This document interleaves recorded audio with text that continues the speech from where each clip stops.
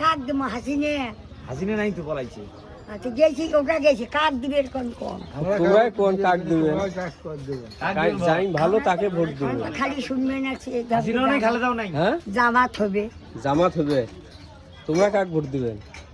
এখন ধান দাঁড়াবে কাকে যাবো দাঁড়াবি তো মেলা মানছে। কোন সেটা কোন না নাঙ্গল মার্কা দাঁড়াইবে।